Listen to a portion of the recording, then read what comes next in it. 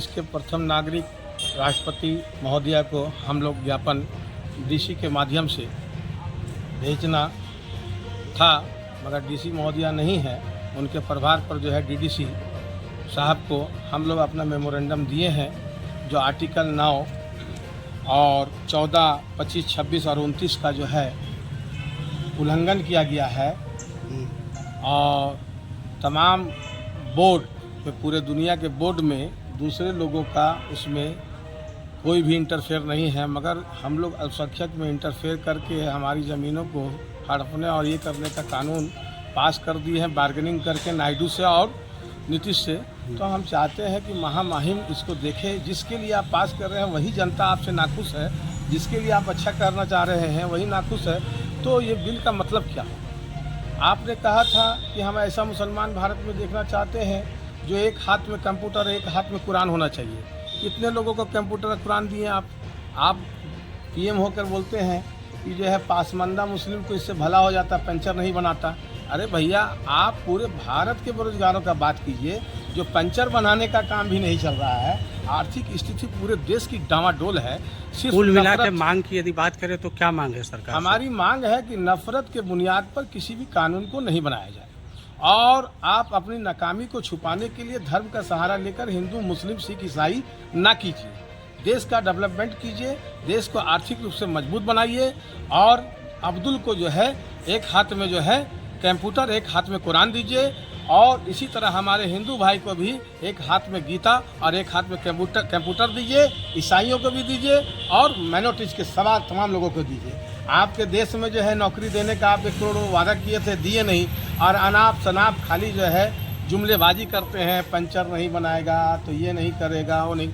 अरे भैया, हवाई चप्पल वाला जहाज पर चलेगा, स्मार्ट गांव देंगे, स्मार्ट शहर देंगे, 1 करोड़ नौकरी देंगे, ये सब कुछ नहीं। यदि वर्तमान में सरकार आप लोगों की बातों पर ध्यान नहीं देती है, नहीं मानती है, आगे क्या कदम होगा? देखिए, अमन पसंद लोग जो भारत में हैं, तमाम अमन पसंद शांति प्रिय लोग समझ रहे हैं कि ये जो है सरकार सिर्फ नफरत फैलाकर पोलराइज कर रही है वोट के लिए।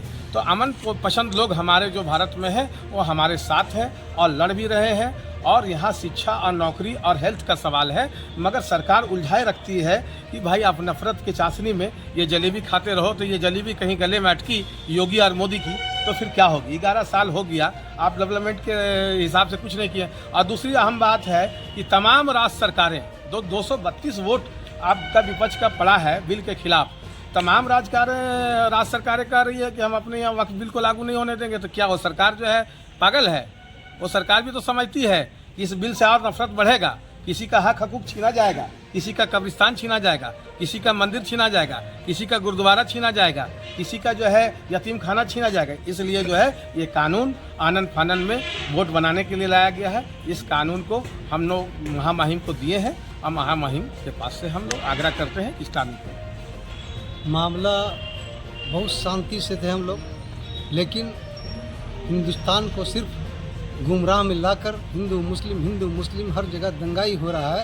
ये फसादी हटाने के लिए ये मुसलमानों की जो वक्फ बिल पास करके मुसलमानों को जो भी यतीम खाना, मदरसा, मस्जिद और जितने भी हैं उसको सब हड़पने के लिए ये सब कानून पास किया गया। ये हम लोग का विरोध करते हैं। ऐसा नहीं होना चाहिए, चाहे वो सिख ईसाई हो या जिनका भी हो, सबका वक्फ है, सबका अपना अपना रहे। जिस तरह चल रहा था हिंदुस्तान उस तरह चले। ये नया कानून पास करके हिंदू मुसलमान जो लड़ा रहे हैं, ये अच्छा काम नहीं है। और चाहिए इनको कि डेवलप का काम करें। डेवलप काम करेंगे अगर तो ये सब बंद हो जाएगा। अगर कोई पंचर बना रहा है तो सही बनाने दो उसको, उससे तो गुजारा चल रहा है। सरकार को 2 टूक में क्या कहेंगे? सरकार को ये कहेंगे ये वक्फ बिल को रद्द किया जाए और इसको हटाया जाए। यदि नहीं मानती है तो आगे नहीं क्या मानते होगा? तो हम लोग अभी महामहिम को दिए हैं। महामहिम जो जवाब देंगे उसके एवज में फिर हम लोग जो आंदोलन करना होगा, जो करना वो करेंगे। कि सरकार ने जल्दबाजी में मतलब अपना तानाशाही तरीके से इसको एक्ट को मतलब उन्होंने संशोधन किया है। क्या?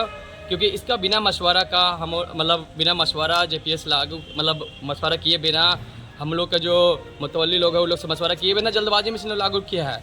ये डायरेक्ट अनुच्छेद 14, 25, 26 और 29 का उल्लंघन करता है। और ये आपको बता देना चाहता हूँ कि जो ये सिर्फ दिखावा जो भाजपा सरकार और आरएसएस के जो मोड पे चलने वाली सरकार जो दिखा रही है कि मैं मुसलमान को मतलब बहुत अच्छा करने वाले हैं, वो कहीं से कुछ नहीं करे जा रहा है। आप साफ कल प्रधानमंत्री का भाषण में सुन सकते हो, बोलते हैं जो मुसलमान पंचर बना रहे उसका क्या मानसिकता क्या बताता था। क्या आप भी तो हमेशा बोलते हैं चाय बेचने वाले, तो आप अपने कहा बोलते चाय बेचना और पंचर बनाना, ये सब क्या है? ये सब क्या दिखाना चाहते हैं? ये सब एक रोजगार का तरीका कोई भी कहीं भी कर सकता है। अगर सब लोग एक पद पे, एक ही लोग पे चले जाएंगे तो यहाँ के देश कैसे चलेगा? कहीं न कहीं लोगों को करना है। ये सिर्फ दिखावा कर रही है कि हम वक्फ बोर्ड बिल ला के जो 1995 का एक्ट को संशोधन करके ये तानाशाही के तरीके का इन्होंने अपनाया है, जिससे विरोध होगा। अगर इन्होंने अपना बिल को वापस नहीं लिया तो इनका विरोध होगा, पुरजोर तरीके से होगा। और हम सिर्फ इसमें ये भाजपा सरकारी समर्थन दिखा रही है, बाकी और भी राज्य सरकारें हैं या फिर और भी लोग हैं जो ऐसा नहीं है कि सिर्फ मुसलमान ही विरोध कर रहे हैं, इसमें सभी जात लोग विरोध कर रहे हैं। ये कहीं ना कहीं आने वाले समय में ये पूरे देश को बेचना चाहते हैं, जो अभी सोच रहे हैं कि हमें इनका मतलब ये वक्त का ज़मीन को हम बेच के, आप जानते होंगे कि इसमें राजा महाराजाओं की ज़मीन है, नवाबों की ज़मीन है, ज़मींदारों की ज़मीन है, जो कहीं ना कहीं उसको वक्त में बिल में और पेपर्स बने हुए हैं, सादे पेज में बने हुए हैं, जो इन्हें ये लोग दिखाना चाहते हैं कि हम लोग मुसलमान के प्रति अच्छा कर रहे हैं, लेकिन ये किसी के प्रति अच्छा नहीं कर रहे, ये अपने प्रति अच्छा करने हैं। सिर्फ आरएसएस को और अपने भाजपा को फ़ायदा पहुंचाने के लिए कर रहे हैं, जो कहीं से हम लोग ये होने नहीं देंगे और हम लोग पुरजोर तरीके से विरोध करेंगे।